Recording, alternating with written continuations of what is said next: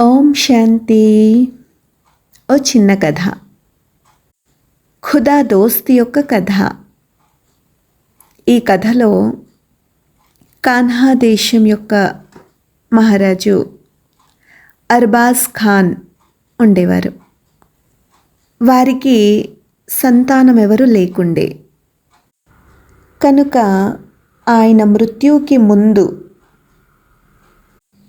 Announce చేయించారు, నా తర్వాత ఎవరైతే మహారాజుగా అవుతారో వారు 1 సంవత్సరం పాటు రాజ్యం చేసిన తర్వాత నది దాటించేసి అడవిల పాలు చేసేస్తారు.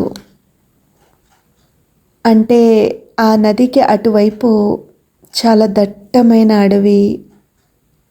అడవి జంతువులు, క్రూరమైన జంతువులు అన్నీ ఉండేవి.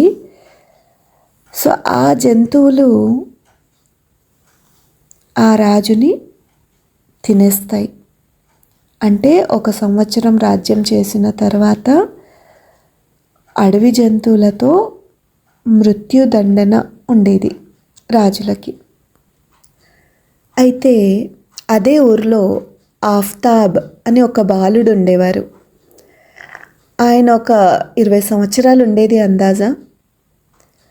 అతను ఎప్పుడు కూడా ఖుదా దోస్త్ అని భగవంతుడితో మాట్లాడుతూ ఉండేవాడు. తను ఏ పని చేయాలన్నా, తనకు ఏదైనా అర్థం కాకపోయినా ప్రతి విషయము భగవంతుడితో అడిగి చేసేవారు. అయితే ఒకరోజు ఆఫ్తాబ్ వాళ్ళ నాన్న ఆఫ్తాబ్తో అంటాడు, మన మహారాజు రేపటికి లాస్ట్, ఎల్లుండి అతన్ని నది తీరానికి దాటించేస్తారు. ఇప్పుడు మళ్ళీ కొత్తగా మహారాజుగా అవ్వడానికి ఎవరు ధైర్యం చేయట్లేదు. ఎందుకంటే మళ్ళీ సంవత్సరం తర్వాత ఆయన్ని కూడా నది దాటించడం జరుగుతుంది అని. అప్పుడు ఆఫ్తాబ్ భగవంతుడిని అడుగుతాడు, ఖుదా దోస్త్, ఈసారి మహారాజుగా ఎవరు అవుతారు? అప్పుడు భగవంతుడు జవాబిస్తారు, ఆఫ్తాబ్, ఈసారి మహారాజు నువ్వే అవ్వాలి. అప్పుడు ఆఫ్తాబ్ అంటాడు, ఖుదా దోస్త్, 1 ఇయర్ రాజ్యం చేసిన తర్వాత నాకు మృత్యుదండన ఇవ్వాలని అనుకుంటున్నావా? మరి మా తల్లిదండ్రులను ఎవరు చూసుకుంటారు అని ఖుదా దోస్తుని అడుగుతాడు. ఆఫ్తాబ్, నువ్వు అస్సలు చింత చేయకు, నేను ఎలా నీకు చెప్తానో అలా చేసుకుంటూ పో. నువ్విప్పుడు మహారాజుగా అయిపో. అప్పుడు ఆఫ్తాబ్ సరే అని ఆ రాజ్యానికి మహారాజుగా అవుతాడు. మహారాజు అయ్యాక ఖుదా దోస్త్ నిర్దేశానుసారంగా రాజ్యంలో ప్రజలని మంచిగా పాలిస్తారు. దాదాపుగా 1 నెల గడిచిన తర్వాత ఖుదా దోస్త్ అంటే భగవంతుడు ఫ్రెండ్ ఏమంటాడంటే, ఇప్పుడు నది తీరంలో ఉన్నటువంటి ఆ దట్టమైన అడవిని సాఫ్గా చేయొచ్చు, మొత్తం క్లీన్ చేసేసేయు అని చెప్తాడు. అప్పుడు ఆఫ్తాబ్ అలాగే చేస్తాడు. ఆ దట్టమైన అడవిని మొత్తం క్లీన్ చేయించేస్తాడు.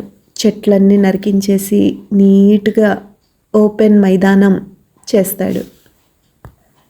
ఇప్పుడు ఆ దట్టమైన అడవిలో ఒక పెద్ద మహలు, ఒక కిల్లా మరియు రాజ్యంలో అందరూ ఉండే విధంగా ఒక మంచి సిటీని నిర్మాణం చెయ్యు అని చెప్తాడు. ఆఫ్తాబ్ అదే విధంగా పాటిస్తాడు. ఆఫ్తాబ్ రాజ్యంలో ఉన్న ధనమే తీసుకొని ఆ దట్టమైన అడవిలో ఒక మంచి సిటీని నిర్మాణం చేస్తాడు. ఇటు రాజ్యంలో ప్రజల్ని కూడా మంచిగా చూసుకుంటున్నాడు, అటు సిటీ నిర్మాణం కూడా చేస్తున్నాడు. దాదాపుగా సంవత్సరం పూర్తయిపోతుందన్నప్పుడు ఆఫ్తాబ్ రాజు అందరికి అనౌన్స్ చేస్తాడు, నా సంవత్సరం కంప్లీట్ అయిన తర్వాత నేను నది తీరానికి వెళ్తాను, అక్కడ నేను మహారాజును, అక్కడ కొత్తగా నిర్మాణం చేయబడ్డ సిటీలో మీరెవరెవరైతే ఉండాలనుకుంటున్నారో మీరందరూ రావచ్చు అని అనౌన్స్ చేస్తాడు. ఏ రోజైతే సంవత్సరం కంప్లీట్ అయ్యి అతను నది తీరానికి వెళ్ళే సమయం వస్తుందో అప్పుడు రాజ్యంలో ఉన్న ప్రజలందరూ కూడా ఆ రాజుతో పాటే నది తీరానికి వెళ్ళిపోతారు. ఆ కొత్త రాజ్యంలో అందరూ సుఖశాంతులతో సంతోషంగా ఉంటారు.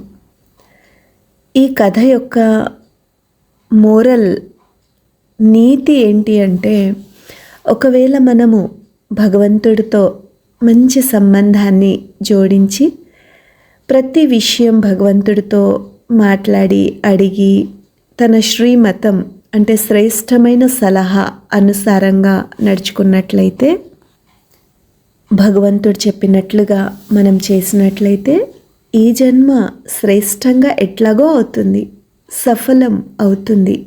శ్రేష్ట కర్మలు అంటే యూటిలైజేషన్ జరుగుతుంది. ఈ జన్మతో పాటు భవిష్యత్ జన్మలో కూడా మనం విశ్వానికి యజమానిగా రాజులాగా అవ్వగలుగుతాము. సుఖంగా, ప్రశాంతంగా, ఆనందంగా, ఆరోగ్యంగా, ఐశ్వర్యవంతులుగా అవ్వగలుగుతాము.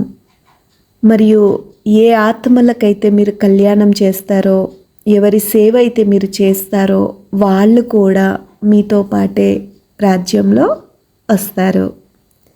కాబట్టి ఎల్లవేళలా భగవంతుడితో ఒక ఫ్రెండ్ లాగానా, లేకపోతే తండ్రిగానా, కొడుకుగానా, మన ఇష్టం ఏ సంబంధమైనా భగవంతుడితో జోడించి భగవంతుడితో మాట్లాడుతూ ఆయన చెప్పినట్టుగా చేద్దాము.